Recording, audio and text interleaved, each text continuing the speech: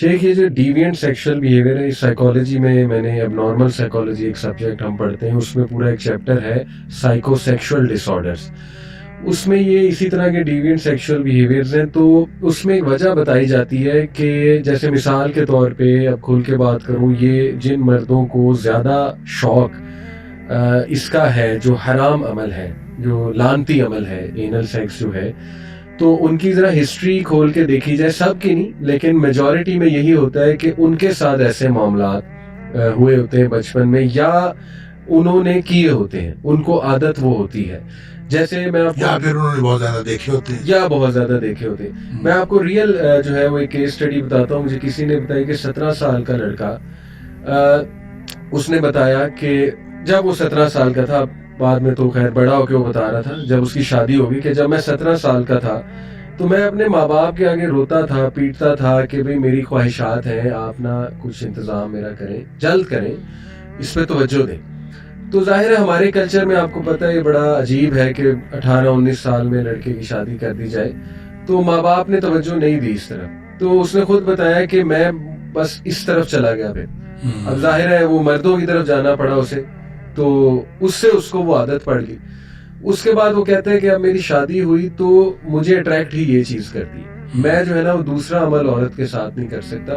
تو شیخ یہ بھی ماں باپ کی توجہ بھی اس طرف میں سمجھتا ہوں دلانی چاہیے کہ اگر آپ کو نظر آ رہا ہے آپ کے بچے کی خواہش، اور آج دور جس طرح کا ہے، اللہ معاف کرے ہمیں. تو شیخ ابھی میں ایک یونیورسٹی میں گیا ہوا تھا، نام نہیں لوں گا، ادھر کی تربیہ ہیڈ مجھے بتا رہی تھی، اور ادھر کی جو آپ کہہ لیں مین جو ڈائریکٹر ہیں وہ مجھے بتا رہی تھی کہ بچوں کی ہمیں شکایتیں ملتی ہیں کہ ہاسٹلائٹ بچے انہوں نے چھپ کے نکاح کیے ہوتے. بلکہ انہوں نے بتایا کہ ہمارے یونیورسٹی کے ایک ٹیچر ان کے نکاح کرا رہے تھے چھپ کے، 5-5 ہزار روپیہ لیتے تھے اور کمرے میں نکاح کراتے تھے، اور وہ ٹیمپرری نکاح ہوتا تھا، اور وہ بچے اپنی خواہش پوری کرتے تھے. جب گریجویٹ ہونے والے ہوتے تھے تو کہتے تھے اب طلاق ہے، اب اپنے اپنے رستے. بات یہ ہے کہ جن بچے بچیوں کو اس طرح کی کوئی گندی عادت پڑتی ہے، یا کوئی اپرچونٹی ملے یا نہ ملے، جو بچے بھی برائی کی طرف جاتے ہیں صرف اس وجہ سے کہ ان کی شادی کی عمر گزر گئی، یا ان کی شادی کی عمر آ گئی تھی اور ان کے والدین نے ان کی شادی نہیں کی، اس گناہ کو آپ یہ سمجھیں کہ وہ صرف بچہ یا بچی گناہ نہیں کر رہے، ان کے والدین گناہ میں شامل ہیں. یہ گناہ ان کے والدین کے اوپر ہے. اور ہمارے والدین جو ہیں خاص طور پہ وہ لگے ہوتے ہیں کہ جناب کوئی بات نہیں، ہم کر لیں گے، ابھی بچی جو ہے وہ BA کرے گی، پھر MA کرے گی، پھر وہ PhD کرے گی، پھر کریں گے، بچی کی خواہشات ہیں ہم کریں گے. اور کیا اندر اندر ہو رہا ہوتا ہے وہ ہمیں پتہ ہی نہیں ہوتا. دیکھیں نبی کریم صلی اللہ علیہ وسلم نے اس حدیث کے اندر جس میں آپ نے فرمایا کوئی رشتہ آ جائے، بچے بیٹی کا، خاص طور پہ بیٹی کا رشتہ آ جائے، بیٹی بہن کا رشتہ، اور وہ رشتہ آیا ہے، اور رشتہ کیسا ہے کہ نہ آپ نے فرمایا کہ وہ بہت مالدار ہو، آپ نے کیا دیکھنا ہے؟ صرف 2 چیزیں دیکھنی ہیں. من ترضون دینہ و خلقہ، اس کا دین اور اخلاق آپ نے دیکھا کہ وہ اچھا ہے، دین اور اخلاق، بس 2 چیزیں آپ نے دیکھی. آپ فزوجوہ، اس سے نکاح کر دو اپنی بہن بیٹی. اچھا آگے فرمایا الا تفعلوہ، اگر تم نہیں کرو گے نا، تکن فتنۃ فی الارض وفساد عریض، زمین میں فتنہ پھیل جائے گا اور بہت بڑا بگاڑ پیدا ہوگا. تو علی بھائی یہ بگاڑ جو ہے یہ بے سبب نہیں ہے. ہم خود اس میں، چاہے کوئی دیندار طبقہ ہے، چاہے کوئی بے دین طبقہ ہے، چاہے کوئی بظاہر جو ہے وہ علم والے ہیں، چاہے کوئی بے علم ہے، ہم سب نے مل کے اس بگاڑ کے اندر اپنا اپنا حصہ ڈالا ہے، اور پھر جا کے یہ بگاڑ پیدا ہوا ہے. لہٰذا جو بھی والدین اپنے بچے بچیوں کی شادیاں ڈیلے کرتے ہیں اور خامخواہ ڈیلے کرتے ہیں، اور نبی کریم صلی اللہ علیہ وسلم نے جن 3 چیزوں کے بارے میں آپ نے فرمایا کہ جلدی کرنی چاہیے، نماز جب اس کا وقت ہو جائے، جنازہ جب وہ تیار ہو جائے، اور بچہ بچی جس کی رشتے کا بندوبست ہو جائے تو اس کا نکاح کرنے میں، یہ 3 کام ایسے ہیں جس میں جلدی کرنی چاہیے. تاخیر کرنا گناہ ہے، اور یہ جب پھر بھی ہم تاخیر کر رہے ہوتے ہیں، رشتے آ رہے ہوتے ہیں، ہم نہیں کر رہے ہوتے، بچوں کے بھی رشتے موجود ہوتے ہیں، نہیں جی ابھی تو بچہ پڑھ رہا ہے، ابھی تو وہ کر رہا ہے، اور اندر اندر کیا کچھ ہو رہا ہے. یہ ہے معاشرہ جس میں آپ کسی کے اوپر کوئی اعتماد کر سکیں؟ اس معاشرے میں نہ کوئی سینسرشپ ہے نہ کچھ ہے، اور اس معاشرے میں جیسے خود ہی آپ بتا رہے ہیں کہ جناب وہ استاد ہی ان کا جو ہے وہ 5-5 ہزار لے کے ان کے آپس میں نکاح بھی کروا رہا ہے اور کیا کچھ کر رہا ہے. تو اس طرح کے معاشرے کے اندر بچی کی شادی فوراً کر دینی چاہیے. اور میں نے ایسے لوگ بھی دیکھے ہیں جو یقین کریں جب ان سے ابتداً بات ہوئی تھی تو یعنی ہم اس معاشرے میں پریکٹیکلی بات کر رہے ہیں کہ وہ کہتے تھے کہ میں نے اپنے بچے کی شادی بس 20 سال کی عمر میں کر دینی، 18 سال کی عمر میں کر دینی، بچے کو بڑا نہیں ہوتا. اور میں دیکھتا ہوں کہ ان کے بچے جو ہیں وہ ایم فل اور پی ایچ ڈی تک پہنچے ہوئے ہیں اور شادی کوئی نہیں ہو رہی. کیوں نہیں ہو رہی؟ رشتے کا تنازع ہے، بیٹا کہیں اور کرنا چاہتا ہے، باپ کہیں اور کرنا چاہتا ہے، صرف اس لیے نہیں ہو رہی، ضد لگائی ہوئی ہے. وہ کہتا ہے میں نے وہاں کرنا، وہ کہتا ہے میں نے وہاں کرنا. بھائی حد ہو گئی. بچے کو جہاں پسند ہے آپ اس وہاں شادی کر دیں. اگر کوئی نہیں ایسا مسئلہ وہاں پہ کوئی غیر شرعی بات نہیں ہے تو شادی کر دیں. اکثر ماں باپ کے ہاں یہی پرابلم. ذات پات بھی بہت ایشو. لہٰذا ماں باپ جو ہیں وہ اپنی ذمہ داری کو سمجھیں، اور اگر ان کی وجہ سے بچہ بچی گناہ میں مبتلا ہو گئے ہیں تو یہ گناہ ماں باپ کے اوپر ہے. لہٰذا وہ اپنے آپ کو بھی اس عذاب سے بچائیں اور بچے بچی کو بھی عذاب سے بچائیں اور ان کی ٹائملی شادیاں کریں. اس سے بڑی اور کوئی بات نہیں ہے. اور باقی پھر جو حکومت کے کرنے کا کام ہے وہ اپنی جگہ ہے، اور جو سوشل ورکرز جو ہیں جو ان کو سوشل لیول پہ کام کرنے کا وہ ان کا کام ہے. اس میں شیخ یہ بھی بڑا ضروری ہے پریکٹیکل سولوشنز کی بات کریں. سوری اس سے پہلے میں ایک وہ ڈسکلیمر دوبارہ دے دوں گا جو پہلی آپ نے بات کی تھی کہ کوئی بھی سچویشن آپ خود سے ایکسکیوز نہ بنائیں.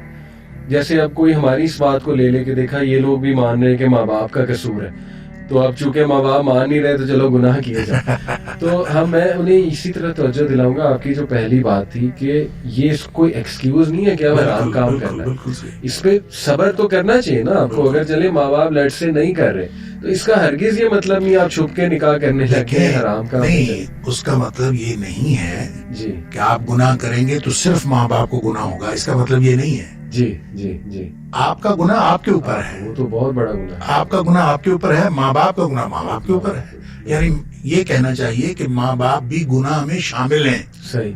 یہ نہیں ہے کہ صرف آپ کے اوپر گناہ ہے اور نہ صرف یہ ہے کہ ماں باپ کے اوپر گناہ ہے. آپ کے اوپر اپنا گناہ ہے، والدین کے اوپر اپنا گناہ. بالکل ٹھیک. شیخ اگر سولوشنز کی بات کریں، یہ ایسا انسان جو تھوڑا ڈیوینس شو کر رہا ہے اپنے سیکشل بیہیویئر میں، کوئی لت پڑی ہے، اللہ معاف کرے اللہ بچائے سب کو، جیسے اس ایکٹ کی لت پڑی ہے جو لانتی ایکٹ ہے، یا ایون عورتوں کے مخصوص ڈیز میں ان کو اپروچ کرے، کیئر ہی نہ کرے کہ نہیں بس میری ضرورت ہے. ایون فرض روزے توڑوا دے، ان کے رمضان کے روزے توڑوا دے، یا کوئی اور لت پڑی ہو خدا نہ خواستہ تصاویر دیکھنے کی، بہت زیادہ چیٹنگ کرنے کی، افیئرز بنانے کی، یہ وہ. تو سٹیپ بائی سٹیپ چلیں. کاؤنسلنگ تو ہے ہی، اسے چاہیے کہ ڈسکس کرے کسی سے، کاؤنسلنگ لے جا کے انشاءاللہ کچھ اس کا ذہن کھلے. اور شرعی طور پہ شیخ کیا اس کو آپ سمجھتے ہیں سٹیپ کیا ہونا چاہیے، گائیڈ لائن؟ دیکھیں بات سنیں، دل جو ہے نا، دل یہ سارے جسم کا مرکز ہے، اور دل کے اوپر سارے اعمال افعال دل کے اوپر اثر انداز ہو رہے ہوتے ہیں. ہم جو کچھ کر رہے ہوتے ہیں یہ دل کے اوپر اثر انداز ہو رہے ہوتے ہیں. اور دل کے بارے میں نبی پاک صلی اللہ علیہ وسلم نے فرمایا کہ جس کا دل بگڑ گیا اس کا سارا جسم بگڑ گیا. دل صحیح ہو گیا سارا جسم صحیح ہو گیا. اب آپ جو کچھ بھی کر رہے ہیں، چاہے آنکھوں سے کر رہے ہیں، چاہے کانوں سے کر رہے ہیں، چاہے زبان سے کر رہے ہیں، چاہے ہاتھوں سے، چاہے اس کا اثر دل پر پڑ رہا ہے. نبی کریم صلی اللہ علیہ وسلم نے فرمایا کہ جب کوئی شخص گناہ کرتا ہے نا تو اس کا سیاہ نقطہ لگ جاتا ہے دل کے اوپر. اگر اس کے بعد نیکی کر لی تو سیاہ نقطہ نکل جاتا ہے، سوقل قلبہ، اس کا دل صاف ہو جاتا ہے.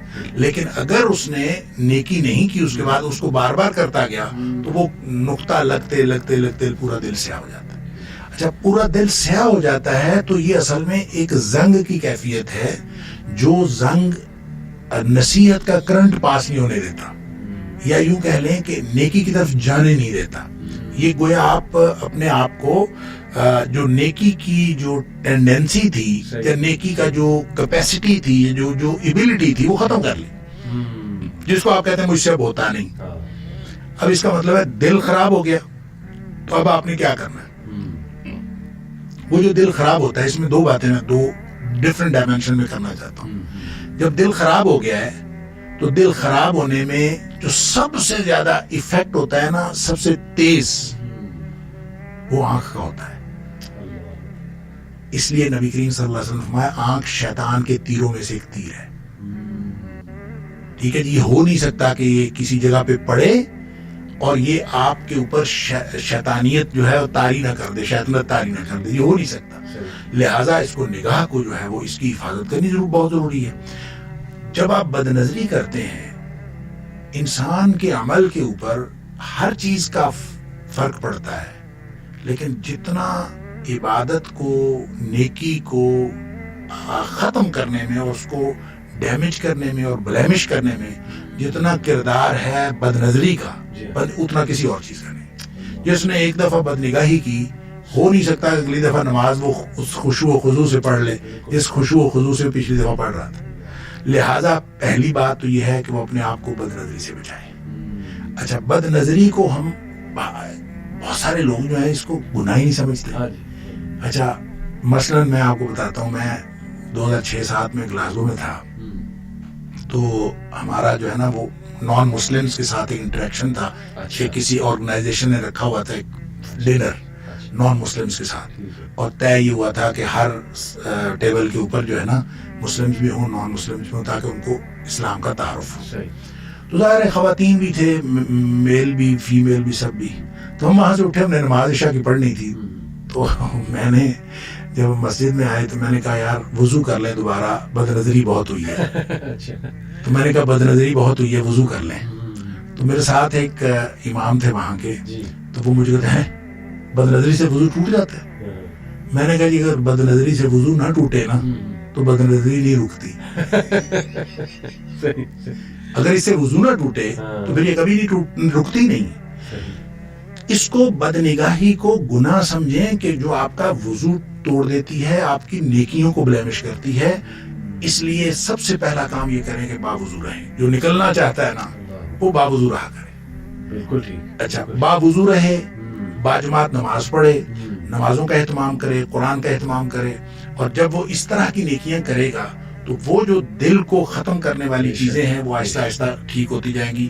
اور وہ جو کہتا ہے نا مجھ سے ہوتا نہیں ہے, میں ہیلپ لیس فیل کرتا ہوں, وہ خود بخود اللہ تعالیٰ اس دل کو ٹھیک کر دے گا اور ہونا شروع ہو جائے گا. اس کی ول پاور بلڈ ہو جائے گی. دوسری طرف یہ ہے کہ ایک حدیث میں آتا ہے کہ صحابہ نے نبی پاک صلی اللہ علیہ وسلم سے پوچھا, اس وقت جب نبی پاک صلی اللہ علیہ وسلم نے بتایا ان القلوب لتصدع کما یصدع الحدید اذا اصابہ الماء, دلوں کو زنگ لگ جاتا ہے جس طرح سے لوہا پانی میں پڑا رہے تو اس کو زنگ لگ جاتا ہے, اسی طرح دلوں کو زنگ لگ جاتا ہے.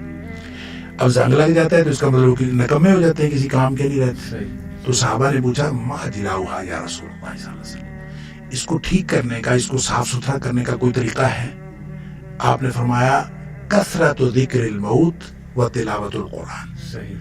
موت کو بہت زیادہ یاد رکھنا اور قرآن پاک کی تلاوت کرنا, یہ دو چیزیں ایسی ہیں جو دلوں کا زنگ اتارتی ہے. تو اس کا مطلب ہے یہ بھی نیکیوں میں شامل ہیں. اگر آپ نیکیاں کریں گے, آخرت کو یاد رکھیں گے, نیکیاں کریں گے, تو آہستہ آہستہ جو آپ کا, جو میں نے شروع میں بات کی تھی, ان الحسنات یذہبن السیئات, جو نیکیاں ہیں یہ گناہوں کو ختم کر دیتی ہیں. تو اگر کسی نے نکلنا ہے اس دلدل سے تو بڑا زبردست قسم کا جو سہارا ہے وہ نیکیاں ہیں. اور اس میں نیکیوں میں بھی زبردست اگر ہم مزید فوکس کریں تو نماز اور قرآن. ان الصلاۃ تنہی عن الفحشاء والمنکر, برائی اور بے حیائی سے نماز روکتی ہے. اور ان ھذا القرآن یہدی للتی ہی اقوم, یہ قرآن ہے جو سیدھے راستے پر لے جاتا ہے. اور اگر انسان ادھر جڑ جائے تو انشاءاللہ آہستہ آہستہ